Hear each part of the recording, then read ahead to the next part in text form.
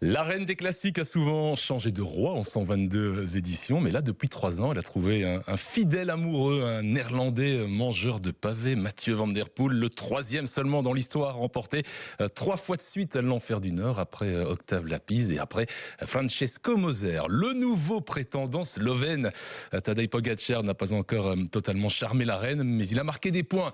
Ça, c'est certain. Le débrief de Paris-Roubaix, c'est maintenant. On connaît nos classiques 2025 avec Gérard Bulens, Rodrigo Benkens, Jérôme Elgers et Cameron Vandenbroek. Bonjour à tous les quatre. Bonjour. Bonjour. Bien le bonjour les amis. Nous saluerons également tout à l'heure Martin Weynans pour évoquer le cyclisme féminin et nous accueillerons dans quelques instants Patrick Lefebvre, l'ex-grand patron de la structure Quick-Step qui reviendra sur ce Paris-Roubaix 2025 mais aussi sur sa carrière et sur l'évolution de cette équipe. On évoquera évidemment le retour à la compétition de Remco Evenepoel. Mais avant cela, un rapide, aussi rapide que Mathieu van der Poel sur les pavés, un rapide tour de table sur ce Paris-Roubaix, sur ce Tour des Flandres, sur ce Milan-San Remo. Je les mets tous les trois dans le même paquet parce qu'on vit Cameron Vandenbroek un printemps des monuments assez exceptionnel.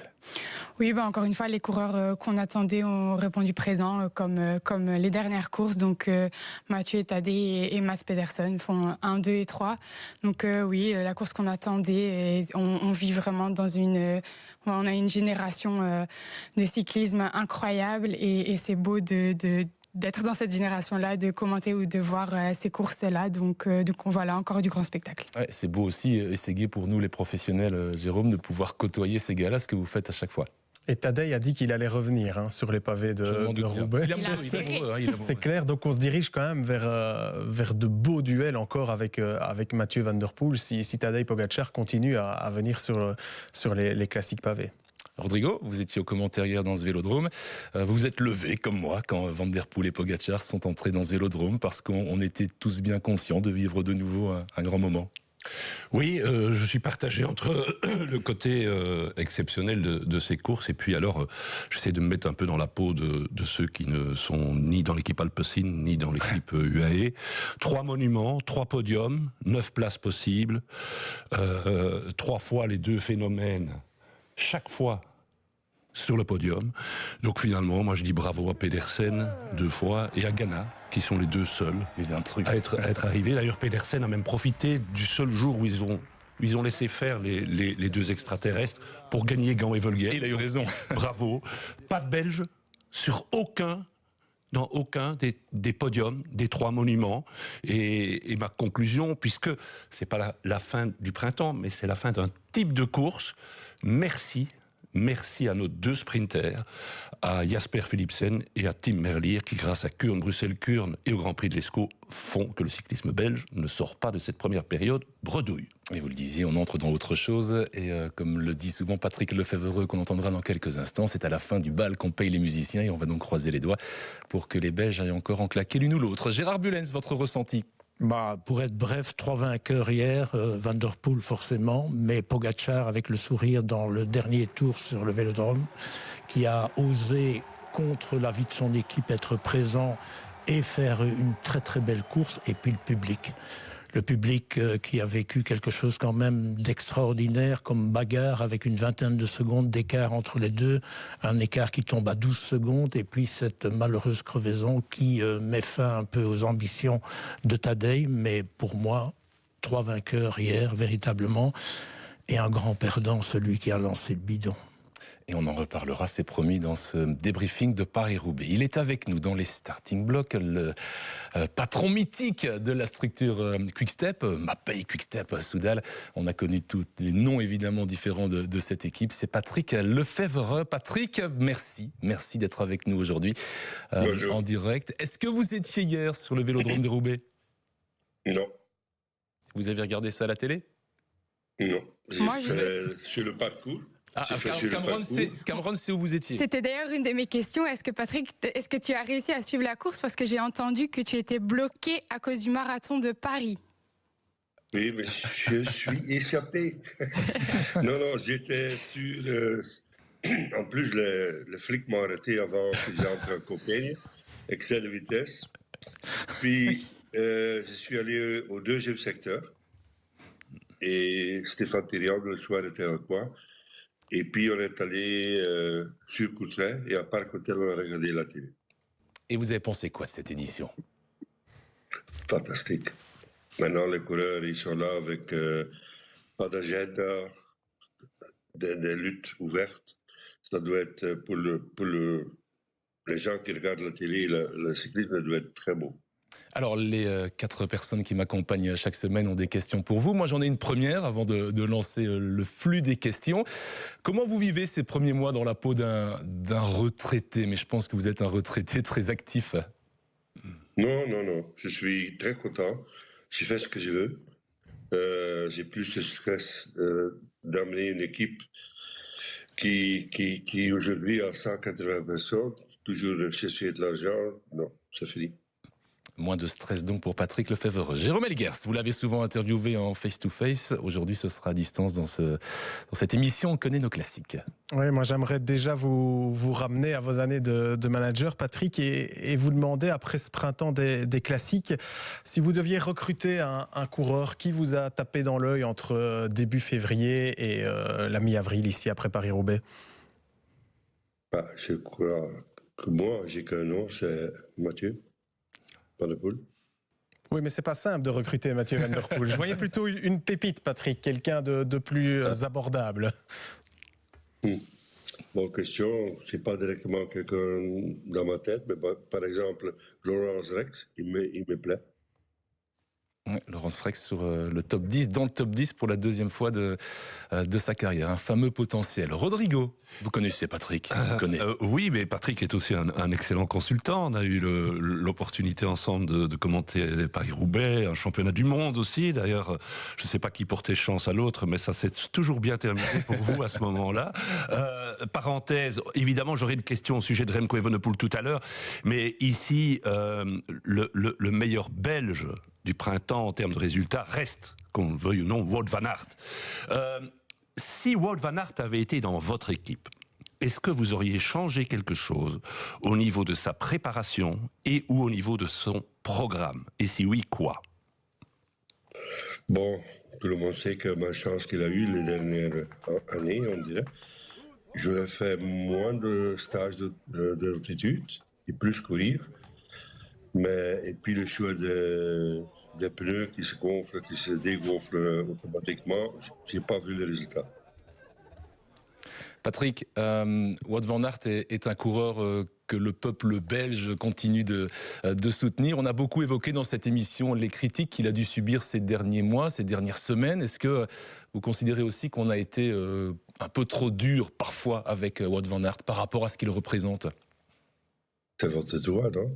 Non, mais je vous pose la question, vous, avec votre connaissance du milieu. Moi, je suis fan tout d'abord de mon équipe. Et après, pour les autres. Mais Wout, il a fait ce qu'il devait faire. J'avais pensé qu'hier, il était un petit peu plus fort, mais apparemment non. Votre équipe, justement, le premier gars sur la ligne hier, Yves Lampaert, 28e. Lampaert, premier de l'équipe Soudal également sur le Tour des Flandres, 38e. Lampaert, le premier à travers la Flandre, 19e. Alors ce sont des résultats qui sont loin des standards d'il y a une dizaine d'années et même d'il y a 6-7 ans pour votre équipe. Comment vous vivez cette période de vache un peu maigre pour la Soudal Quick-Step sur son terrain, sur les pavés? Avec un essuie-main pour mes larmes. J'imagine. Et que faire pour qu'on ne doive plus essuyer vos larmes? C'est plus à moi. Hein. Je suis à la tête. Je suis content que Tim a gagné, qu'il a sauvé un petit peu l'honneur de l'équipe jusqu'à maintenant. Et pour le reste, je ne sais pas.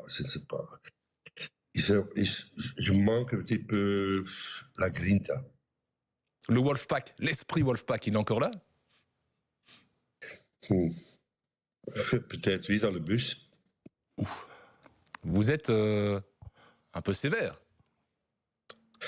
J'ai le droit d'être sévère, non? Je suis à la retraite, je peux dire ce que je veux, mais sinon, il me correcte toujours et j'ai l'impression, quand tu vas au départ et tu dis, oh, bon, on est là pour déjà battu avant le départ, c'est mieux que tu restes dans le bus, non? On a changé et on a souvent fait votre interview à ce propos-là, l'ADN de l'équipe Quick-Step avec l'arrivée de Remco Evenepoel. Cet ADN a effectivement évoluer vers une équipe constituée de coureurs qui sont plus spécialistes des courses par étapes. Il n'y a pas de regret d'avoir pris cette direction-là quand on voit aujourd'hui le résultat sur les pavés? Vous faisiez peur avant sur les pavés, hein? Avoir regret, ça ne m'aide pas. On a fait un choix, et des gens qui font un choix et puis par après ils vont en arrière, c'est des gens avec un grand caractère. Non? Ils m'ont toujours approché que je n'étais pas capable de le faire. Je l'ai fait. Et bon, maintenant, on ne peut pas être avec notre budget, pas être tous les deux. Et le choix, il a payé. Hein. Ils ont gagné un grand tour, la Vuelta, avec Remco.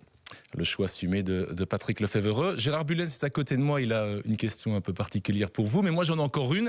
On a parlé de Wout van Aert et vous n'êtes pas là pour juger évidemment ce qui se fait dans d'autres équipes, mais on a aussi beaucoup débattu ici ces dernières semaines d'Arnaud Delis. Je sais que, et tout le monde sait que vous auriez aimé le recruter en son début de carrière.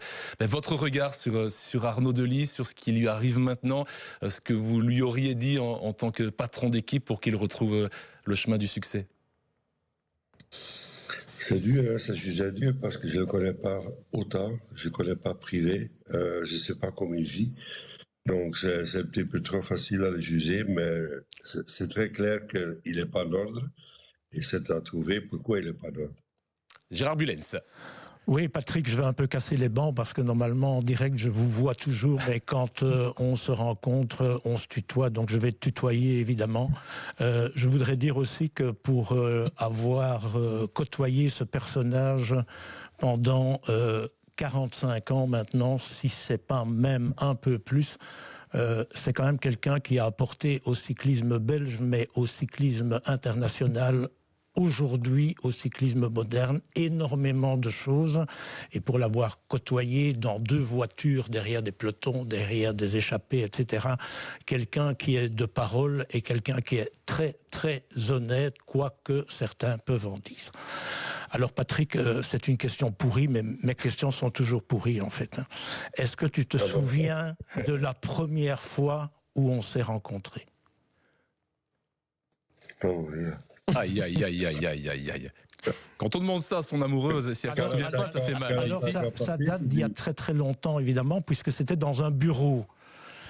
En fait, je vais l'aider parce qu'il ne s'en souvient vraisemblablement pas. Certains parce que ici autour de la table étaient sans doute pas nés. Aussi, comme les escalopes. Mais voilà, dans la réalité, j'avais rencontré quelqu'un que Patrick connaît très bien, Marc De Wijn. Marc De Wijn, qui était le patron de Mark Zeep Central, parce que je faisais du cyclocross. C'est l'hiver 78, à l'ouverture de la saison 79, et j'avais convaincu Marc De Wijn de nous aider dans un projet scolaire à Bruxelles, puisque j'étais prof d'éducation physique et de français à Bruxelles, pour mettre un maximum de jeunes sur le vélo. Et je suis arrivé chez Patrick un jour, qui était assistant, je pense, directeur sportif à ce moment-là, mais qui travaillait aussi dans un bureau pour venir chercher des équipements, le fameux bleu turquoise de Mark Zeep Central. Mais Patrick Lefebvre, à cette époque-là, il avait déjà gagné Kurn-Bruxelles-Kurn, et moi j'étais un petit minable cyclocrossman.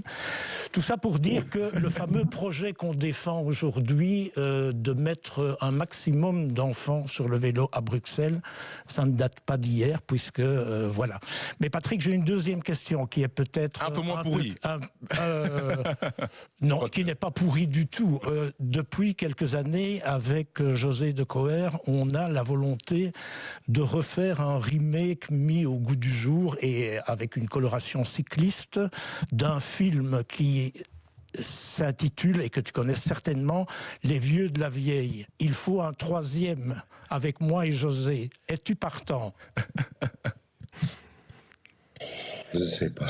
Je ne sais pas si j'ai encore envie de faire ça. Ou alors on fait les Dalton, on en trouve un 4e et on vous classe par ordre de taille. Oui, mais ça c'est plus compliqué encore. C'est plus compliqué encore. On va s'en concentrer 2 secondes sur l'actualité vélo, Patrick, avec vous, parce qu'on nous annonce le retour de Remco Evenepoel à la compétition vendredi. Alors même si vous n'êtes plus le patron de l'équipe, est-ce que vous avez des infos? Est-ce que vous pouvez nous confirmer d'abord le retour à la compétition vendredi de Remco Evenepoel? Oui, je laisse le plus possible un coureur fait son chose. Certainement qu'il est entouré avec beaucoup de personnes, beaucoup de conseillers. Le texte de temps en temps WhatsApp, il répond qu'il marche bien, qu'il lui manque l'hiver, mais ceux qui sont plus proches que moi disent qu'il marche très très fort.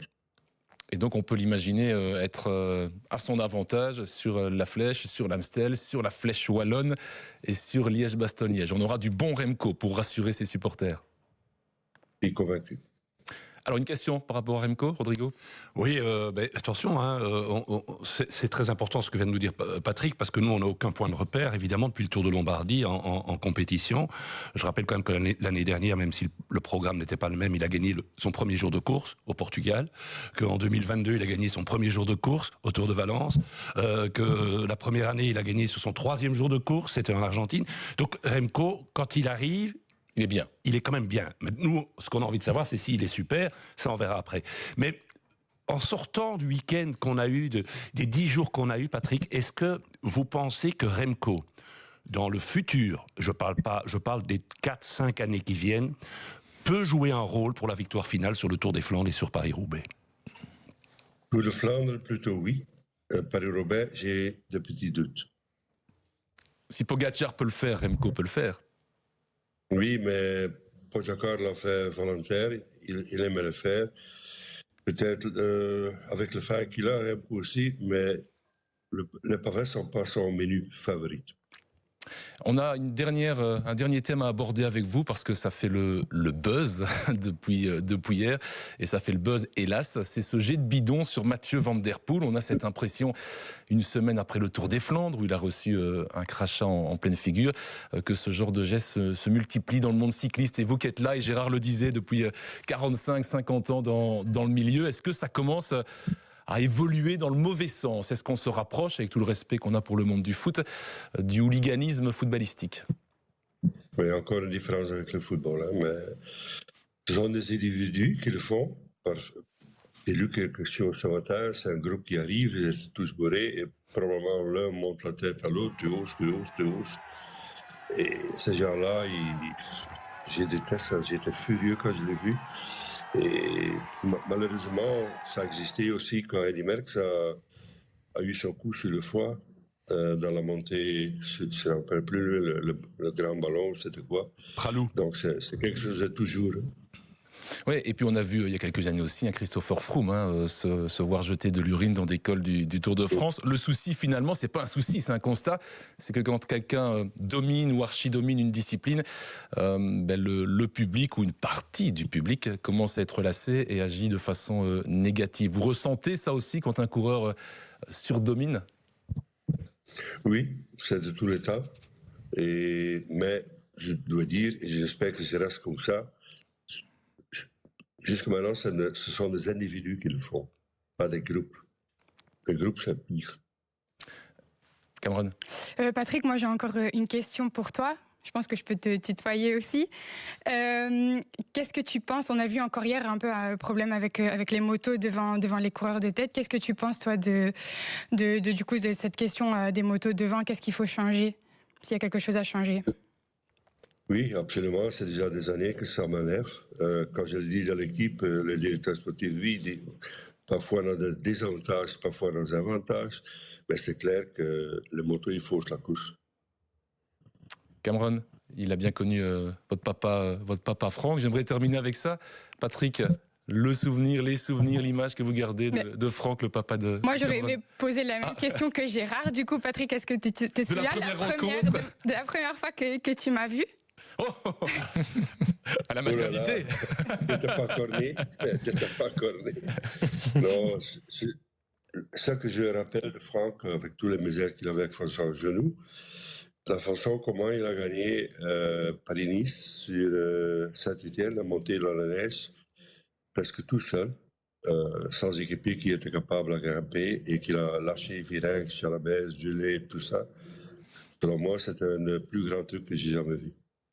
Frank van den Broek, le papa de Cameron. Vous avez vu, elle a bien grandi, Cameron, et elle fait maintenant partie intégrante de notre équipe. On connaît nos classiques. Merci beaucoup, Patrick, d'avoir consacré quelques minutes à notre débrief vélo et au plaisir de vous recroiser sur quelques courses cyclistes, parce que je pense que ce sera encore le cas sur quelques épreuves. Et Jérôme, on a déjà aperçu de loin Patrick depuis le début de la saison. Et le Bedankt, merci beaucoup, Patrick.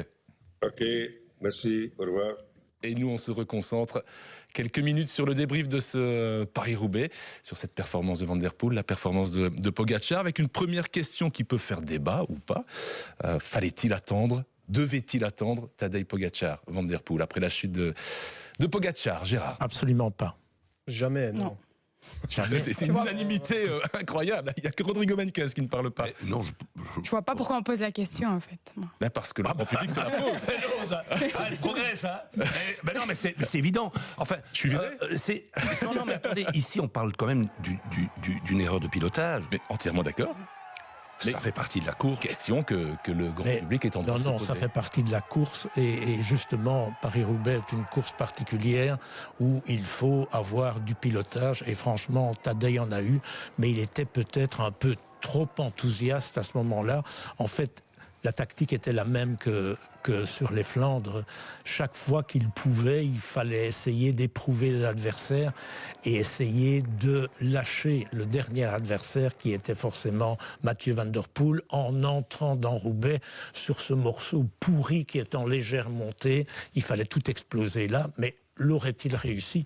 Personne ne peut le dire. Et donc, comme on l'a vu au Stradé lorsqu'il a chuté, il était un peu trop enthousiaste, tourner trop vite, et il aurait même pu, si Mathieu n'avait pas été un très bon pilote, l'emmener dans la chute. Oui, c'est la leçon, à mon avis, qu'il va retirer de ce Paris-Roubaix. On ne sait pas prendre les virages à 60 à l'heure sur les pavés de Roubaix. Mais si on se pose la question, c'est aussi parce qu'à une certaine époque, quand Chris Froome dominait le Tour de France, même s'il faisait une erreur de trajectoire, on l'attendait, ce qui était complètement fou. Donc, mais on s'est posé la question après l'Estradé aussi. Et on avait fait un petit débat par rapport à ça. Pitcock, mais c'était pas du tout la même Pogačar, certes, mais ça restait une erreur. Ça restait dans le virage une erreur technique aussi quand il tombe. N'attend pas tout de suite. Pitcock entend dans son oreillette que le gars qui est tombé, qui est Pogačar, est en train de se rapprocher. Il sait ce qui lui reste. Le parcours est pas du tout le même. Et on l'a bien vu, il y avait encore du dénivelé. On n'est pas du tout dans le même contexte. Et Pitcock n'est pas Van der Poel, je pense. Et puis on a une belle bagarre. Moi, ce qui est un peu dommage pour Pogačar, c'est qu'il très vite, il s'est relevé, très vite, il est remonté sur son vélo. Et là, après, il a perdu du temps. Parce que c'est pas vraiment la chute qui lui a fait perdre du temps. Parce que s'il avait pu repartir directement, je pense qu'il aurait peut-être pu boucher le trou. Maintenant, franchement, quand je vois ce Mathieu Van der Poel, je me demande, où Pogačar aurait pu le lâcher, et deux, comment il aurait pu le battre au sprint. Mais ça aurait quand même resté... Mais on aurait voulu, il y a 2 ans, le duel avec Van Aert. On ne l'a pas eu. On voulait cette année le duel sur le Vélodrome avec Pogačar. On ne l'a pas eu. On peut donner pas mal de sens au mot virage, parce que quelque part, c'est un peu ça l'enseignement. C'est que Pogačar, en venant sur Paris-Roubaix, a fait un peu un virage dans sa carrière. Et ce qu'on va retenir, pas de négatif, mais le seul point, la seule contrariété qu'il a eue, c'est 2 virages qu'il a ratés. 2 virages qu'il a ratés. Au Stradé, il y a quand même eu des dégâts, mais il a gagné. Ici, sans dégâts, mais il n'a pas pu gagner. Tactiquement, il a fait ce qu'il devait faire, en fait. Et comme le disait Gérard, essayer de lâcher dès qu'il pouvait ses adversaires, des accélérations dans la trouée d'Arambert, et même déjà avant. On l'a vu lâcher Philipsen dans le seul réel faux plat montant sur le pavé de Mont-Saint-Pével. Et puis après, patatras, il n'a pas pu lâcher Van der Poel. Mais il n'a rien à se reprocher sur ce Paris-Roubaix. Non, rien du tout, à part sa faute de pilotage. Mais encore une fois, je pense qu'ils se valaient tous les deux. C'est les 2 plus grands du moment. Ils se valaient. On a vu que Pogačar a essayé de lâcher Mathieu. On a vu l'inverse. Mathieu a essayé de lâcher Pogačar. Et pour moi, il n'y en avait pas un qui était plus en difficulté que l'autre. On a vu quand même que Mathieu avait difficile quand même parfois à revenir dans la roue de Pogačar et inversement. Donc pour moi, ils se valaient. On aurait tous bien aimé les voir arriver à 2 sur le Vélodrome. C'est vrai que ça aurait été magnifique, mais surtout pour nous, pour les images, de voir ça. Ça aurait été super beau. Et pour moi, je pense que s'il n'y avait pas eu ce problème, ils arrivaient à 2 parce que je ne vois pas comment l'un ou l'autre, sans problème, comment ils se seraient lâchés. Et après, oui, Mathieu, normalement, dans les théories, bat Pogačar, en tout cas au sprint. Après, ça veut pas forcément, ça veut rien dire. Après une course comme ça. Sur un vélodrome. Voilà, sur un vélodrome. Mais c'est sûr qu'il a confirmé qu'il pouvait gagner les 5 monuments. Mais Cameron a raison, mais le malchanceux, c'est pas Pogačar, le malchanceux, c'est Pedersen. Ah oui, dans l'histoire. Et Pedersen, rien ne dit qu'on l'aurait lâché. Et là, à ce moment-là, Pedersen sur le vélodrome, contrairement à Pogačar, lui, il peut battre Van der Poel. Donc, je pense que le gars qui doit être le plus déçu, c'est Pedersen. Et qui est quand même le roi de la régularité. Voilà, exceptionnel. Que d'un point de vue stratégique, il y a quand même des choses. Moi, j'ai lu l'interview de Florian Vermeersch, qui pour moi était le meilleur Belge hier, parce qu'il a dû rouler en dedans, mais pour moi c'était le meilleur Belge, c'est une confirmation vraiment sur ce terrain-là. Confirmation qu'il a prouvé son niveau. Pour moi, c'était le plus fort derrière les 3 grands, parce que j'ajoute Pedersen malgré tout. Il ne faut pas oublier que Florian Vermeersch avait dit, moi je conseille à Pogačar d'attendre, de ne pas la jouer comme au championnat du monde, comme sur l'Estradé, d'attendre. Et qu'est-ce qu'il fait, Pogačar?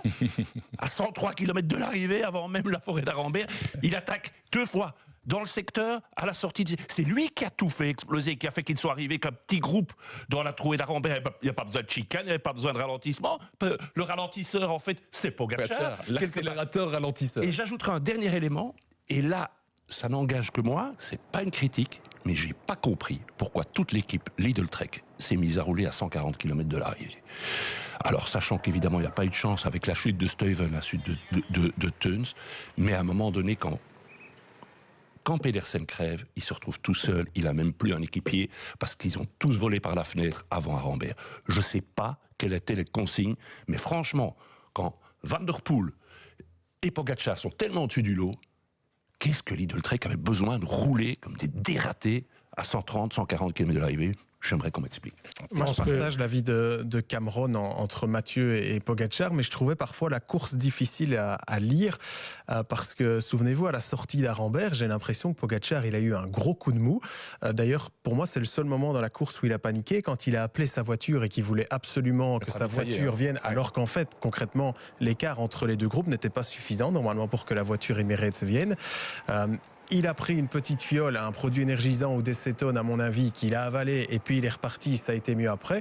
Mais à ce moment-là de la course, d'ailleurs, en radio avec Riverbu, vous l'avez souligné aussi, hein, Sam, on avait l'impression qu'il était essoufflé et qu'il avait déjà pris un gros coup, il a pu se relancer après. Et puis dans une deuxième partie de course, par moment, j'ai eu l'impression que Mathieu souffrait vraiment derrière Pogačar. Donc j'ai vraiment l'impression qu'ils étaient à un niveau très très égal hier, en fait. Mais quand ils sortent avec Pedersen, avec aussi Bissegger, à ce moment-là, on a des images sur les portions goudron macadamisées où on voit les gars, mais c'était exceptionnel, hein, un contre-la-montre par équipe, vraiment, vraiment impressionnant. Ils ont été au bout de l'effort et sur les pavés et sur les parties de macadam. Et pour revenir à Pedersen, le bilan de son printemps, 7e à San Remo, 2e à l'E3, 1er à Wevelgem, 5e à Waregem, 2e au Ronde, 3e à Roubaix. Et un formidable Paris-Nice. Et un formidable Paris-Nice, donc chapeau à Mats Pedersen, qui a le droit à quelques jours de repos désormais. Je vous propose d'écouter une interview d'un Belge réalisée par François Zaleski, c'est Oliver Nassen, qui revient justement sur cette archi-domination de Van der Poel et de Pogačar et sur ce que ça représente pour les autres coureurs, pour le reste du monde. Et il fait partie du reste du monde, Oliver Nassen, qui est d'ailleurs prolongé, j'ouvre et je ferme la parenthèse, jusque 2027 chez Decathlon AG2R. Pas encore de retraite donc pour Oliver Nassen, que l'on écoute. À l'arrivée, c'est Mathieu numéro 1, Tadej numéro 2. Vous êtes surpris? Pas trop, non. Vous? Non plus, mais qu'est-ce que ça vous inspire? C'est un peu la norme, donc ouais, c'est beau pour eux, très beau pour eux. Ils sont intouchables, ces deux-là, pour l'instant? Ouais, clairement. Si même à Roubaix, ils font 1 et 2, où il y a tellement de possibilités de malchance, ils y sont tellement forts qu'ils y sont un peu immunes, j'ai l'impression. Ils doivent avoir une lucidité que personne n'a, ouais, en dehors de eux deux. Et ouais, ça fait qu'ils prennent pas les trous et ils voient les bonnes lignes et ils prennent les bonnes décisions et ils ont surtout deux jambes de plus que le reste et 2 poumons de plus que le reste. Alors un Oliver Lassonne qui apprécie, qui est impressionné, qui en même temps est un petit peu les bras ballants, Gérard Bullens, en disant moi je peux rien faire de toute façon. Oui, mais qui est là depuis un certain nombre d'années, comme Van Avermaet, comme même éventuellement Philippe Gilbert, c'était un autre cyclisme. Et le cyclisme d'aujourd'hui est différent et apporte manifestement des petits plus que l'on va chercher au niveau matériel, que l'on va chercher au niveau de la préparation physique et qui fait des différences qui deviennent effectivement énormes. Il y a une vraie recherche chez Lidl Trek, chez UAE et d'autres équipes aussi où on voit apparaître des phénomènes, mais des phénomènes qui travaillent autrement que Nassen, que Van Avermaet et autres. Et il faut bien accepter, c'est magnifique pour Oliver qui a fait un très très beau Paris-Roubaix à son niveau, qu'il puisse renouveler un contrat pendant 2 ans, mais de plus en plus aujourd'hui, on va faire du scouting chez les cadets. On les fait passer chez les juniors et dès la 2e année junior, ils sont comme des pros et donc ça amène les résultats que l'on a ici. 2 choses, vous parlez des juniors, bravo à Édouard Claes, le Wallon, on va en parler de celui-là, le Hennuyer, 14e de la course junior pour sa première participation, il est actuellement numéro 1 mondial dans la catégorie junior, Édouard Claes, retenez bien ce prénom et ce nom. Et deuxième chose, est-ce qu'on peut encore assister dans cette période-ci, espérer assister sur un Roubaix par exemple, à une victoire d'un mec genre Van Sumeren? On a vu dans l'échappée d'hier des garçons qui avaient un potentiel. Moi, je pense au grand Rutsch de l'équipe Intermarché, un beau gabarit. Jadis, dans une telle échappée, on pouvait espérer peut-être créer la surprise. Est-ce que ça peut encore arriver aujourd'hui? On a constaté, je brûle non, ça c'est le sprint, bravo. On a constaté effectivement aujourd'hui que depuis le début de la saison, il n'y a plus jamais 10 ou 12 minutes, sauf sur une course féminine, je pense la toute première, on l'a laissé sortir vraiment d'une façon inconsidérée.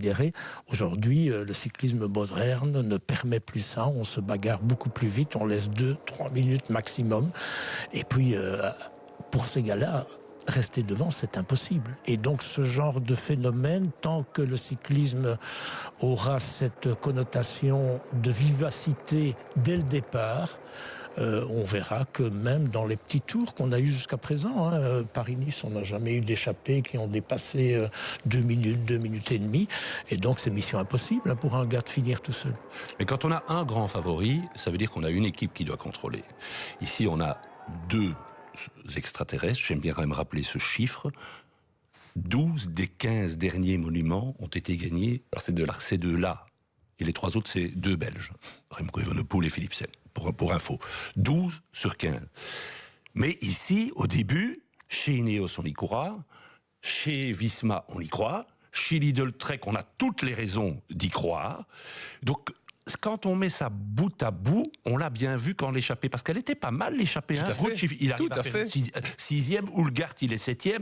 Sur Paris-Roubaix, quand on est un bon coureur, on peut faire un classement. Parfois même un podium. Regardez Dillier, qui était 2e, il a été récupéré par Sagan il y a quelques années. Dans le même genre, un Backstedt il y a quelques années aussi. Mais ici, quand vous avez l'équipe Alpecin qui se met à rouler, l'équipe UAE qui se met à rouler, l'équipe Lidl Trek qui se met à rouler, et n'oubliez pas que sur le premier secteur, la grande offensive était lancée par Ineos. C'est parce que Ghana a crevé, ça lui a été fatal, les efforts pour revenir, et Ghana n'a jamais été un protagoniste.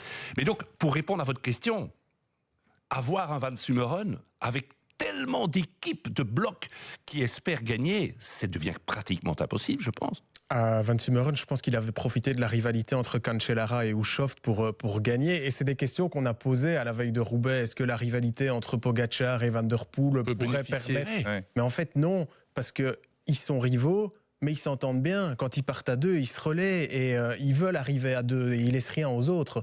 Donc, pour l'instant, c'est très compliqué d'imaginer ce scénario. Ouais. Vous savez, mentalement, moi, je crois qu'à un moment donné, Van der Poel a voulu faire croire à Pogačar qu'il pourrait laisser gagner Philipsen si celui-ci avait les jambes. Après, on a vite compris que Philipsen ne pouvait pas suivre les 2 autres. Mais ça a été quand même un jeu à un moment donné. Et dire, moi j'ai déjà gagné 2 fois, je peux le faire. Et tout ça, c'est intéressant. On a beaucoup d'équipes aussi qui ont un plan B. Le plan B, malheureusement, de Lidl Trek, Stuyven n'a pas pu le réaliser. On m'a dit que Van Baarle était au départ. Je pense qu'il a fait la fête samedi soir. Avec madame. Parce que c'est pas possible. Milan a une crevaison aussi. Milan, oui, exact. Bah, il a chuté. Kung a fait une crevaison et chute terrible. Chute, hein. Ouais. Donc ceux qu'on espérait juste derrière, Pedersen, Ganna... On avait la sorcière avec... Il y avait quand même... Il fallait que tout soit réuni et ce n'était pas le cas. Alors, le temps passe vite. On va évidemment évoquer le cas Van Aert. Et avant d'en parler, on va l'écouter au micro de Jérôme Van Aert qui revient sur les difficultés vécues dans la trouée d'Arambert où il a perdu mètre après mètre. Et puis il évoquera aussi le bilan finalement de ce Paris-Roubaix 2025. Wout Van Aert. J'étais en bonne position pour Arenberg, mais je n'avais pas les jambes là. Donc j'ai lâché là et c'était une surprise que j'ai fait encore une bataille pour le podium. Oui, parce que c'est vrai que dans Arambert, on vous voit reculer, il n'y a plus les jambes. Mais sur la fin de la course, on a l'impression que vous êtes presque de mieux en mieux, comme aux Flandres finalement.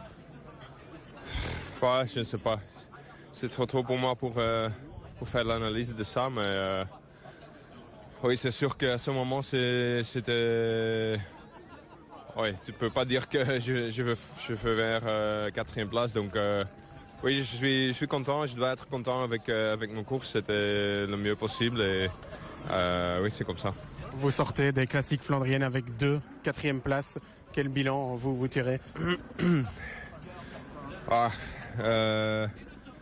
Le but c'était plus haut, hein. Le but c'était de gagner un des courses, mais oui, quand tu vois, quand tu regardais ces courses, il était toujours 2 fois 3 mieux que moi, donc... j'ai pas de regrets, j'ai fait tout dans mon préparation et aussi j'ai donné tout dans la course. Donc oui, c'est comme ça.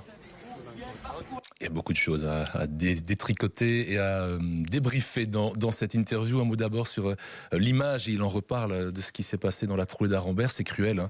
Le mec, il a tout fait, il s'est entraîné, il a tout donné, et malgré ça, et c'est même pas un souci de placement ou de peur, puisque Rodrigo le disait, on est arrivé avec un petit groupe dans la trouée d'Arambert. C'était pas un peloton à 60 à l'heure, et malgré ça, et c'est cruel, c'est le mot qui me vient à l'esprit, le voir reculer mètre après mètre, c'est difficile de voir Van Aert comme ça. Bah oui, après, il a chuté. C'était pas encore les matchs, mais il a chuté. Il a dû. Ça lui a coûté beaucoup d'énergie pour revenir. Et oui, il était en bonne position là dans la trouée d'Arambert. Mais pour moi, il revient de loin. Il y a beaucoup de choses à dire et pas beaucoup, ça peut se résumer, mais il revient de loin avec ses chutes, sa revalidation. Donc c'est chapeau quand même, 2e au Tour des Flandres et 4e au Tour des Flandres et 4e à Roubaix. C'était ses deux grands objectifs. Donc il revient de loin et d'être déjà à ce niveau-là, ça montre que ça reste un gros moteur et voilà. Mais et aussi c'est une bonne analyse qu'il soit. On voit que la dernière heure.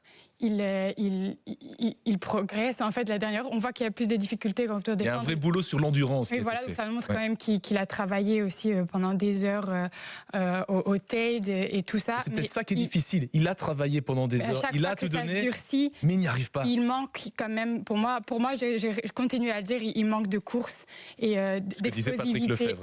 De course, d'explosivité et voilà, on verra peut-être ici à Brabant-Sepel et l'Amstel que peut-être que s'il gagne cette course, on dira que du coup ça confirme qu'il manque ces courses, qu'il manque de courses d'explosivité, parce que là le Tour des Flandres, Waregem, le Tour des Flandres et Roubaix, ce sont des courses où il y a dû avoir cette explosivité et tout ça, donc peut-être qu'ici ça confirmera ce qu'on dit depuis longtemps. Il devient un peu un diesel en fait, hein, quand on analyse, c'est vrai qu'il a plus le punch qu'il avait avant. Il faudrait 300 km sur Paris-Roubaix et 20 km de pavé en plus. Oui, mais on a vu des gros diesels à la Mathieu Weyman gagner des Paris-Roubaix. Donc moi, je maintiens que il peut gagner Paris-Roubaix, il peut la gagner. On ne sait pas ce qui va se passer avec Van der Poel et Pogačar dans les 4-5 années qui viennent. Par contre, il faut aussi reconnaître et analyser qu'il a disputé 3 sprints et il les a perdus tous les 3. Il a disputé un sprint contre Powless et 2 de ses équipiers à travers la Flandre, il le perd. Il dispute un sprint sur le Tour des Flandres, il le perd certes contre Pedersen, mais il y a quelques années, Pedersen, il pouvait le battre et il perd encore une 2e fois contre Pedersen à Roubaix. Donc là aussi, on voit qu'en fait, il n'a plus l'explosivité qu'il avait avant. Rodrigo, Gérard, on aime bien Wout van Aert. On donne parfois l'impression de gratter et de chercher la petite bête, mais c'est pour tenter de comprendre. Et là, on aimerait comprendre effectivement pourquoi ça n'a pas fonctionné. Est-ce que simplement il a atteint un sommet physique malgré tout le boulot qu'il a abattu sur son volcan et par ailleurs? Est-ce qu'on doit un peu tourner la page? Je pose la question et c'est volontairement provocateur, question provocatrice. Est-ce qu'on doit tourner la page Van Aert et se dire que sur les monuments avec la génération actuelle, ça n'est plus possible? Voilà, il faut tirer un bilan de ce printemps. Il y a 3 semaines, 4 semaines, on a dit on tirera le bilan après Paris-Roubaix, même s'il va encore disputer la Flèche Brabançonne et l'Amstel. Alors tirons un premier bilan. Premier bilan, pour moi, toute la presse belge a mis la pression sur Van Aert parce que pour ces courses-là, disons que ça doit être notre meilleur représentant. Et je pense que cette pression, comme l'a dit Rodrigo, on a exagéré véritablement avec Wout Van Aert. On a été très dur avec lui. Est-ce que c'est pour ça qu'il n'est pas sur le podium, Gérard? Je ne dis pas que ce n'est pas. C'est peut-être un élément, mais physiquement hier. Je dis qu'après les multiples malchances qu'il a connues, regardez son genou. Je connais pas mal de personnes qui ont souffert d'une maladie grave et qui, libérées de cette maladie, ont une autre vision de la vie. Et je pense que Wout a fait le maximum pour ça. Il est devenu aussi pour une deuxième fois père de famille. Et on sent, et je salue véritablement la dernière question de Jérôme, immédiatement après votre deuxième objectif de la saison que vous venez finalement de manquer, répondre avec cette sincérité-là. Il y a peu de coureurs qui le font. Et je me dis aussi que finalement, il passe juste à côté du podium hier, mais il y en a 171 autres qui se seraient frottés les mains pour avoir cette 4e place. Oui, et c'est pour ça qu'on l'aime tant aussi, Wout Van Aert, c'est cette sincérité à l'interview. C'est pas seulement une question de l'aimer. Moi, franchement, je suis admiratif. 7 mois de reconstruction, encore une fois, 7 mois de sacrifice. Donc c'est pour ça que c'est d'autant plus dur, après tout ce boulot. Oui, mais vous savez... On a parlé de l'aspect physique, vous l'avez bien expliqué, donc je ne vais pas revenir là-dessus. On a parlé de l'aspect un peu mental. Je reste quand même convaincu qu'il y a un peu de peur. Wout n'a pas confiance en lui, pour le moment. Ça, c'est mon ressenti. Parce que si on revoit l'image, on l'a trouvé, comme l'a très bien dit Cameron, avec tout ce que vous avez connu, on n'est pas encore sur le premier secteur et il se casse déjà la pipe. On entend chute d'un gars, mais non, pas encore, lui, c'est pas possible. Mais enfin, mais c'est inouï, quoi. Dès qu'il y a un pigeon qui se soulage sur un peloton, ça va tomber sur sa tête. Et on l'a vu dans la trouée d'Arambert. Sans doute n'avait-il pas les jambes, mais il a quand même une petite réticence. Après, quand il s'est retrouvé avec Brennan, grand talent, 19 ans, mais qui n'a jamais fait une course aussi longue de sa vie, à un moment donné, il lui a dit « Je vais rouler pour toi ». Et puis finalement, on s'est aperçu que c'était un mauvais choix parce que Brennan n'a pas la distance. Donc il est plus sûr de lui. Wow. Mais c'est normal avec ce qu'il a vécu. C'est normal. Mais il a perdu un peu de fighting spirit dans l'histoire. Mais avant, il avait un grand... Et c'est pour ça que c'est important pour la confiance. Il disait « Mais j'ai mon sprint. J'ai gagné les sprints massifs. » Et comme l'a dit Jérôme, ça, il n'a plus cet atout. Et ça aussi, en termes de confiance, c'est essentiel. Mais c'est un peu la quadrature du cercle. Mais qu'il aille voir, que Wout aille relire le palmarès et voir à quel âge, je ne vais pas parler de Duclos Lassalle et de Pinot Cerami, Philippe Gilbert, mais à quel âge, Philippe Gilbert, Andrea Taffi, même Peter Van Petegem. Donc c'est possible, évidemment c'est possible. Mais il faut maintenant une réflexion à tête reposée. Il ne faut pas qu'il axe toute sa saison sur 2 courses. Ça, c'est une erreur. Il peut encore gagner un Milan-San Remo, il peut encore gagner un grand Wevelgem. C'est plus un homme de l'été que du printemps. Je le dis depuis des années. Son seul monument, il l'a gagné pendant l'année du Covid. Et on le voit sur le Tour de France. Van Aert est meilleur en été qu'en printemps, c'est physiologique. Donc, tenons compte de ces paramètres-là. Attention que là où la saison de Mathieu Van Der Poel, je ne vais pas dire que sa saison est finie parce qu'il va aller sur le Tour de France où il va sans doute aider Philipsen et essayer de gagner une étape, mais Van Aert a encore disputé le Giro et le Tour de France logiquement et je pense qu'il a beaucoup d'ambition pour ces 2 courses-là. Donc on ne peut pas dire qu'il a tout misé sur les 2 monuments. Je crois que lui, il voit encore sa saison de manière très très très très longue et qu'il veut encore faire des choses là-bas. Merci beaucoup pour cette analyse du cas Van Aert. Attention, Martha Weinans arrive pour parler du cyclisme féminin. Je sais que vous êtes attentive. Mais allez-y. On voit plus vraiment les Visma rouler en collectif, en groupe. On en voit un là, alors qu'avant, ils étaient vraiment une équipe. On voyait... je l'appelle sur les abeilles parce que... voilà, mais maintenant, moi, j'ai pas vu, à part à Waregem, où là, avec Benoît, Jorgensen et Wout, voilà, c'était du grand spectacle. Mais là, moi, je ne vois plus les Visma rouler, en tout cas comme avant. Je ne vois plus la même équipe. C'était plus faible. Il n'y a pas Benoît, il n'y a pas Jorgensen. Oui, voilà. Et Laporte sont convalescents. Non, mais ça veut dire que c'est 4 gars. Campenarts pas là. C'est toute une équipe. Van Aert avait le plus faible des collectifs des grandes équipes dimanche. Hein, ça, c'est vrai. C'est vrai. Et rassurons-nous sur le cas Brennan qui nous a vraiment épaté, le vainqueur du Grand Prix de Denain, qui pourra l'aider dans les prochaines saisons. On l'espère pour aller enfin gagner cet enfer du Nord. Merci Cameron pour la précision sur les abeilles ou les frelons au choix de l'équipe Visma. Et ça nous permet de recouper aussi avec ce que nous disait Patrick Lefebvre et ce Wolfpack qui n'en est plus vraiment un. Et bien là, l'essaim d'abeilles n'est plus vraiment un essaim en ce printemps 2025. Il nous a rejoint pour évoquer Paris-Roubaix Dames, disputé donc samedi avec la victoire de Madame Van Barle, Pauline Ferrand-Prévot. Bonjour Martin Weinans. Bonjour. Alors, vous êtes fort calme. Très. D'accord. La course était samedi, on a eu le temps. C'est vrai, vous avez le temps. Nous, on est encore dans l'excitation de la course de dimanche. Pauline Ferrand-Prévot, on en parlait avec vous il y a une semaine ou deux en se disant... elle est en train de retrouver un incroyable niveau. De là, elle est gagnée par Paris-Roubaix. Il fallait oser mettre la piécette. Il fallait oser mettre la piécette, mais si on réécoute l'enregistrement de la semaine dernière, on disait quand même attention avec ses qualités. Vous pouvez. Attention avec ses qualités de coureuse off-road, VTT, cyclocross. C'est quelque chose qu'elle maîtrisait, même si elle ne maîtrisait pas les pavés. C'est une demi-surprise dans le sens où elle n'avait aucune expérience, mais quand on voit son printemps, c'est presque une des femmes du printemps, si pas la femme du printemps, hein, c'est la plus régulière. 4e à San Remo, même si elle était déclassée. 3e d'Estrade, 2e du Tour des Flandres. Ici, elle gagne. Et le point commun à toutes ces courses, c'est qu'elle est chaque fois tombée. Comme quoi, on peut tomber et faire des bons résultats derrière. C'est presque un bon signe pour elle. Elle a aussi bénéficié d'avoir dans son équipe la coureuse qui, pour moi, était la plus forte samedi. C'est Marianne Vos, qui a un palmarès incroyable, qui est la course Paris-Roubaix, celle qu'elle voudrait peut-être encore gagner. Et malgré tout, elle a quand même joué le jeu d'équipe. Parce que si Kopecky ne part pas toute seule, c'est parce que 4 fois, elle a Marianne Vos dans la roue. Et finalement battue au sprint par Webus pour la 3e marche du podium. Madame Vos, parce que c'est une grande dame du cyclisme, elle a déjà réussi son pari quelque part. Pauline Ferrand-Prévôt, on sait que les ambitions, c'est d'aller gagner un jour le Tour de France. Mais quoi qu'il arrive, après ces premiers mois de l'année 2025, son retour, il est réussi. Il est réussi, et même au-delà de ses propres espérances, puisque les objectifs, vous l'avez dit, étaient un petit peu plus loin. Puis elle marque l'histoire, c'est la première Française à gagner Paris-Roubaix, il n'y a eu que 5 éditions, mais quand même.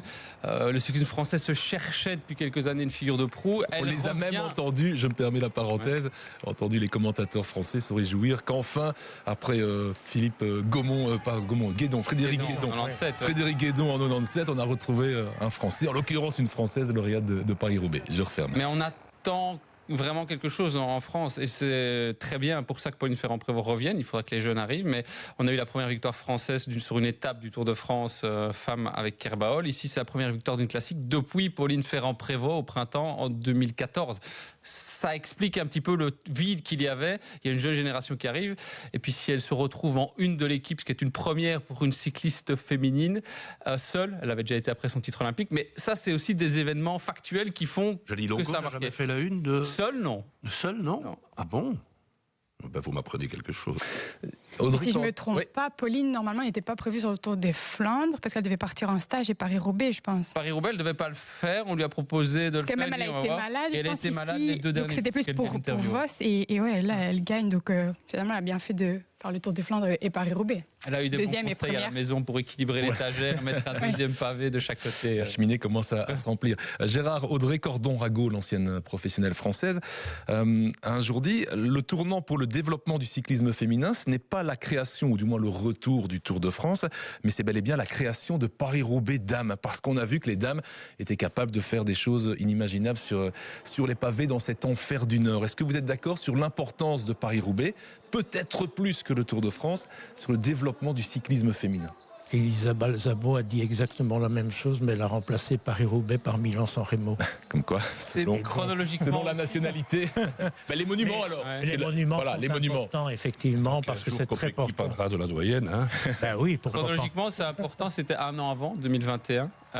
Et surtout, la grosse différence par rapport à toutes les autres courses, c'est que la lumière est uniquement mise sur les dames, puisque la course le samedi. Oui. Donc, quand on vient remplir le vélodrome comme on l'a fait samedi, et c'était le cas, j'avais jamais eu le vélodrome aussi rempli sur les années précédentes, je pense clairement que là, le public ne vient que pour elle. C'est la grosse différence pour moi. Lotte Kopecky, 12e. On a vu une Lotte Kopecky à l'interview un peu bougonne, et même face à nos confrères néerlandophones, très sèche dans les réponses. On explique comment cette attitude d'une Lotte Kopecky logiquement déçue. Parce qu'elle par sa déception, parce que c'est Lotte Kopecky, parce qu'elle l'a dit, elle espérait gagner, parce qu'elle a tout tenté et qu'elle s'est rendue compte qu'elle n'avait pas réussi à semer ses adversaires. Et c'est le petit point négatif de son printemps. On avait parlé du fait qu'elle a gardé son sprint, mais si on regarde dans le Mont Kemmel, au Koppenberg, elle fait les efforts. Ici, 4 fois, elle fait des efforts. Elle ne s'échappe jamais seule. Il y a toujours une coureuse qui arrive à la suivre. Donc, est-ce que c'est sa préparation plus axée sur les longues côtes qui lui fait perdre un petit peu d'explosivité dans les bosses ? On aura la réponse dans les 10 jours à venir.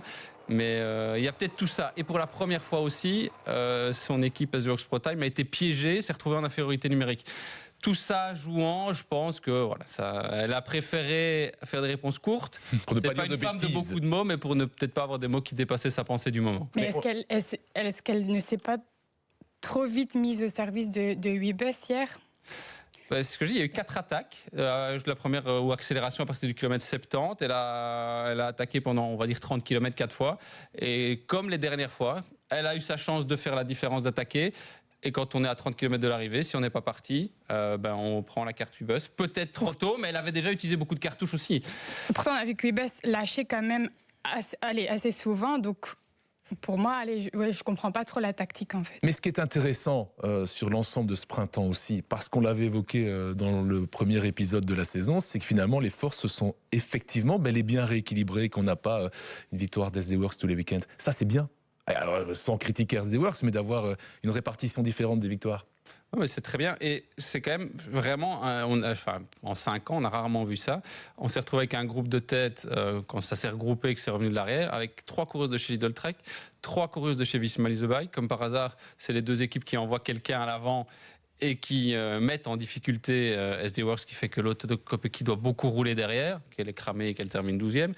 Et il y avait aussi Canyon SRAM qui avait 3 coureuses, avec notamment une Chloé Daggert qui découvrait Paris-Roubaix. Donc c'est vraiment la manière de réussir à battre SD Worx, c'est vraiment de les mettre sous pression tout le temps et de les faire travailler. Il y avait une équipière trop court en fait dans cette équipe-là, ce qui fait que Kopecky a dû travailler plus tôt en tant qu'équipière. Et vu qu'elle n'avait pas fait la différence toute seule, elle s'est mise au service de Wiebes. Voilà. On parle souvent des équipes et des grosses structures. On parle aussi des grosses nations dans le cyclisme féminin. Et les Pays-Bas sont une des nations phares, évidemment, du cyclisme féminin. Mais les Pays-Bas n'ont jamais gagné Paris-Roubaix. Je ne dis pas de bêtises, Martin Wijnants. Non, juste 2 podiums, 2 troisième places. En fait, si on regarde au niveau des nations, la Belgique est devant en termes de podium et de victoire. L'Italie, largement, puisqu'ils ont mis une coureuse à chaque fois sur le podium et une victoire. 3 fois deuxième les 3 dernières années. Et il y a encore la Grande-Bretagne qui a gagné avec 2 podiums et le Canada qui a fait un podium. Donc effectivement, c'est la classique qui leur convient le moins. Et l'Italie est la deuxième. Mais l'Italie qui a placé 4 filles dans le top 10. Hein. Mais il y a le sponsor quand même, qui vient des Pays-Bas. Hein. Donc, et visiblement, d'ailleurs, le système de gonflage et de freinage pour augmenter... A mieux fonctionné chez les dames. Fonctionner chez les dames que chez les messieurs, c'est quand même incroyable. Avec un petit bouton, j'augmente, je diminue, j'augmente. Moi, j'ai essayé de faire ça dans ma position commentateur pour le son. C'est plus compliqué. Non, moi, j'étais ici, je ne sais pas dans quelle mesure ça a joué.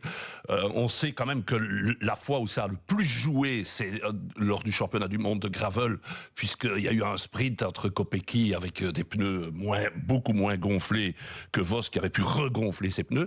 Moi, je suis quand même prudent et un peu inquiet. Parce que j'aime bien l'égalité des chances, elle n'est pas toujours possible, mais si uniquement grâce à une petite assistance, un petit bouton, vous pouvez être mieux ou moins bien selon les secteurs, je sais pas. Moi, je sais pas, ça me... C'est surtout pour le gain d'énergie, en fait, avant d'arriver au pavé, quand on roule avec des pneus plus gonflés que les autres, mais là on n'a pas pu le prouver parce que par exemple avec Wout qui est tombé, du coup il a dû encore avoir plus d'énergie pour rentrer, donc on n'a pas vraiment su le prouver, on sait pas trop dire. Dans l'entourage de Pedersen et de Van der Poel, sachant ça, parce qu'il y a aussi une guerre technologique, se sont dit il faut attaquer Van Aert, et comme vous l'avez dit... Dans le kilomètre qui suit, à la sortie de chaque secteur pavé, parce qu'il lui faut un laps de temps avant de remettre un petit peu plus de pression. Ouais, voilà. Ce que Kopecky a essayé de faire à la sortie de Mont-Saint-Pével sur le fameux faux plat quand on tourne à droite et qu'on vient sur la route, Vos est quand même revenu et ça n'a pas permis de faire la différence, mais on a tout essayé de ce côté-là aussi. Grand débat. Moi, j'aime pas les petits boutons qui permettent d'augmenter ou de diminuer les trucs. Quoi. Il y a déjà des histoires de petits sous boutons. Votre table, il y a plein de petits boutons. Oui, mais ça, je sais exactement à quoi ça va servir et ça va pas me permettre d'être meilleur ou moins bon. Mais vous êtes très bon, Rodrigo, il n'y a pas besoin de petits boutons. Martin, dernière chose, l'Amstel Gold Race dimanche. Alors, il y a la Flèche Brabançonne et l'Amstel Gold Race avec sur l'Amstel un fameux plateau, puisque toutes les filles qui seront sur la Flèche Brabançonne seront là dimanche, plus Kopecky, Van der Breggen, Wiebes, Ferrand-Prévot, Vos, Van Empel, Brandt, Balsamo, etc., etc. Fameux plateau dimanche du côté de Maastricht et de Valkenburg. Ben c'est sans doute avec Milan-San Remo la course qui aura le plus beau plateau, puisqu'on garde Wiebes qui ne sera pas là à Liège par exemple, on récupère des coureuses, donc c'est la course de jonction où il y aura sans doute le plus haut niveau, donc ça promet une nouvelle fois pas mal de suspense et de spectacle avec ces coureuses-là. Et on rappelle que c'est une des courses que Kopecky n'a pas encore gagnée sur le printemps, donc on espère qu'une fois ça va, une fois ça va un peu moins bien. Peut-être que ça ira très bien du côté de Maastricht ou sur les hauteurs de Valkenburg. On croise les doigts évidemment pour Lotte Kopecky. Merci beaucoup Martin Wijnants pour ce bilan cyclisme féminin, bilan de Paris-Roubaix, préface de l'Amstel, Amstel messieurs, Amstel dames, donc dimanche du côté du Limbourg néerlandais sur ce magnifique parcours. Et on va évoquer évidemment la version masculine avec le retour de Jérôme Elguers sur le plateau, la version masculine de cette Flèche Brabançonne. Un mot avec Gérard Bullens, parce que vous me dites souvent, Gérard, la Flèche Brabançonne, c'est la plus belle course du monde. Alors c'est le moment ou jamais, c'est le jour J, allez-y, vendez-la cette course. Simplement parce que c'était mes routes d'entraînement, clairement, même si on a changé un peu, c'était plutôt l'Alzenberg par le passé, mais ici on revient à Bercel pour le départ et on passera à l'Alzenberg. Donc voilà, ce sont aussi les routes d'entraînement de Rodrigo, qui va sur la Moskestrade en venant de chez lui, et donc voilà. C'est plus facile en descente. Hein. C'est plus facile en descente, mais c'est plus dangereux. Beaucoup plus dangereux. Voilà. Et dans la réalité, c'est une course que j'aime bien aussi parce qu'il y a, je pense qu'il y aura 27 ascensions. C'est un petit Amstel en termes de nombre d'ascensions. Aussi un circuit local qui permet finalement aux spectateurs d'être présents sur place et de vivre la course en voyant plusieurs fois les coureurs, un peu comme le Tour des Flandres. C'est sans doute moins important évidemment, et de découvrir finalement une très très belle région pour le loisir à vélo. On n'est pas obligé d'y aller ce jour-là parce que c'est un peu compliqué avec la présence des courses de la police, des signaleurs, etc. Mais c'est une très très belle région pour faire du vélo, dans lequel il y a, soulignons-le, de très très belles pistes cyclables. Ça fait à ne pas prendre en course. À ne pas prendre en course, évidemment, mais ça fait un peu penser aux Pays-Bas, là où, malheureusement, je vais me tirer une balle dans le pied. Quand vous passez du Brabant flamand au Brabant wallon, les pistes cyclables, si elles existent encore, il vaut mieux les éviter. C'est un mauvais conseil que je donne, un très très mauvais conseil. Coup de 11 mais franchement, c'est une belle région pour faire du vélo. Je suis près de chez moi. J'ai un très très court déplacement pour rentrer. Je pourrais y aller en vélo quand il fait bon. Ceci explique cela. Si vous n'étiez pas convaincu que la Flèche Brabançonne est la plus belle course du monde, vous n'avez pas le choix maintenant de l'être. Merci Gérard, vous m'avez donné des pépites des paillettes, voilà, des paillettes dans les yeux. Oui, je pourrais parler de road sportif qui organise. On va pronostiquer sur la Flèche Brabançonne. Je rappelle la règle, aucun coureur qui ne fait pas partie, qui n'a jamais fait partie du top 10 de la Flèche Brabançonne et jamais fait partie du top 10 d'un monument. Il faut donc trouver la pépite et non pas la paillette, mais peut-être que cette pépite nous donnera des paillettes. Bref, Rodrigo Benkens, merci Axel Merckx qui a voté pour vous la semaine dernière. Je la prends. Il vous a permis de prendre le point. C'est autorisé. C'est autorisé. C'est autorisé. Il n'y a pas de petit bouton, il n'y a rien, c'est autorisé. Pas de dopage mécanique. Milan Fretin, 4e du Grand Prix de l'ESCO. Et je vois le sourire de Je ne remercie pas Axel, moi. Et donc Cameron est officiellement détrôné. Et Rodrigo avec 3 points prend la tête du classement. Devant Cameron 2 points, Jérôme et Gérard 1 point, Samuel Grulois, je ne sais pas qui c'est, 0 point. Et donc cet anonyme Samuel Grulois va voter en premier pour la Flèche Brabançonne, il y a au moins un avantage. Et je vais moi pointer Tibor Del Grosso. 21 ans, le coureur d'Alpecin, 6e à Waregem. Je vois que d'autres avaient peut-être pointé le même homme. En prenant moins de risques, on a envie de prendre son point. Punch rapide. J'aimerais en tout cas ne pas finir avec 0 point. Voilà, c'est juste ça. Pour Est-ce que vous êtes certain qu'il sera partant? Parce qu'on n'a pas encore les listes officielles. Je me suis fait avoir 2 fois quand même. On rappelle qu'on enregistre lundi midi et qu'au moment où on parle, on est absolument sûr de rien. Hein. Tibor Del Grosso, le suivant, c'est Gérard. Vas-y Gérard, allez-y Gérard. Eh bien, moi, je mise sur la liste que j'ai vue, mais qui n'est pas certaine, et sur quelqu'un qui revient après un bon début de saison et malheureusement une fracture de la clavicule, Jan Christen, ça c'est du lourd. UAE. C'est pas mal non plus. Hein. Ils ont un fameux quatuor chez UAE qui sera aligné sur cette course avec, je retrouve ma petite feuille ici, Narvaez, Wellens, Vermersch et donc Christen. Cameron Van Den Broek. Moi, je voulais dire Blackmore, mais apparemment, il a déjà fait un top 10. Donc, je vais devoir prendre quelqu'un d'autre et je vais prendre Landerlocks. Tiens, pourquoi ? Parce que... Je l'ai conseillé un petit peu. On en a discuté. Ça, c'est quand Pogacar discute avec Van Der Poel, quoi. Moi, je veux mon point, puis je vois que derrière, on s'organise. On s'entend. On s'entend bien. C'est moche. Cameron n'a pas besoin d'expliquer pourquoi. Voilà, c'est pas dans les règles. Coureur belge de chez Unibet qui a déjà gagné cette année, donc c'est un bon choix. La vraie raison, c'est parce que c'est aussi un cyclocrossman. Ça, c'est pour vous faire plaisir. Jérôme, que vous a conseillé Cameron? Je vais choisir Frédéric Dversnes. Son nom est difficile à prononcer, mais oui, coureur Uno-X. Ouais. Je ne vous demande donc pas pourquoi, sinon je me fais flinguer. Et le dernier, le vainqueur du Grand Prix de l'ESCO, Rodrigo Benkens. Donc, si je perds, si je suis dernier, je peux voter le premier. Ouais. Mais il faut être dernier. Donc il faut. Oui. Donc vous prenez vraiment quelqu'un. Non, pas du tout. Non, je prends quelqu'un qui je crois. C'est Luca Van Boven. De la formation Intermarché Wanty, qui a quand même placé 4 coureurs dans le top 20. Il était 2e d'une étape du Tour du Pays Basque. Il est bien. En anticipant, il peut faire un classement. J'y crois. Vous vous souvenez, on l'a rencontré à l'aéroport. Après Milan-San Remo. Un chouette gars charmant. Incroyable. Vraiment, une belle découverte. Ouais, belle découverte, qui parle admirablement bien français, qui nous disait, moi je suis un vrai puncher, je vais aller autour du Pays Basque, je ne sais pas pourquoi, mais je suis un bon puncher. Et effectivement, sur une course comme la Flèche Brabançonne, on pouvait le voir à son avantage. Quand on s'appelle Van Boven sur la Brabantse Pijl, on a quand même des choses au-dessus. Hein. Alors, pour terminer, un mot sur cette Amstel version masculine, avec la présence donc d'un Wout van Aert, d'un tenant du titre qui s'appelle Tom Pidcock. On se souvient il y a quelques années de ce sprint incroyable entre les deux garçons et d'une photo finish qui avait fait beaucoup de bruit. Et un plateau qui n'est peut-être pas le plateau le plus imposant en termes de qualité des dernières années, mais ça pourrait justement permettre peut-être à quelqu'un comme Van Aert d'aller sauver son printemps, Gérard. Oui, pourquoi pas, avec une nouvelle arrivée, une ancienne arrivée. Pour être correct, on revient à ses anciennes amours et effectivement... On rapproche le sommet du Cobberg de l'arrivée. Oui, pour moi, une arrivée qui me semble plus intéressante, effectivement.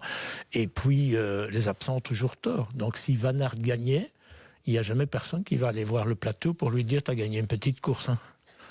Soyons logiques. Pidcock, Hirschi, Evenepoel, que l'on annonce également sur cette course, Van Gils, Neyss, qui sera là aussi, Thibaut Neyss sur l'Amstel. Pogacar, non ? Et Pogacar, j'allais y venir, je faisais durer le suspense. Je faisais durer le suspense. Si on arrive au sommet du Cobberg... Je faisais durer le suspense. Un mot sur Neyss, Cameron. Bah oui, il nous a montré qu'il revient à la compétition, il est tout de suite au top et on peut l'attendre en tout cas. C'est une course, enfin des courses qui lui conviennent très bien et donc je pense que ici, mais dans les années futures, pour moi, il peut la gagner. et Pogačar, donc Rodrigo, avec cette question, et j'ai discuté avec quelques anciens coureurs hier après la course à Roubaix, et certains me disaient, est-ce qu'il ne devrait pas finalement un peu alléger là, son programme, se calmer, zapper l'Amstel, zapper peut-être la Flèche Wallonne et, il a pas tant roulé tout miser sur son monument. Non, mais il est quand même dans une période, on l'a senti sur Roubaix, peut-être un peu émoussé. Il faut voir comment il a les sensations. Moi, je pense, avec Pogačar, tout est possible. S'il décide de faire l'impasse, s'il gagne l'Amstel, il pourrait peut-être faire l'impasse sur la Flèche. Mais c'est pas au programme maintenant. Il n'y a pas de Giro à son programme.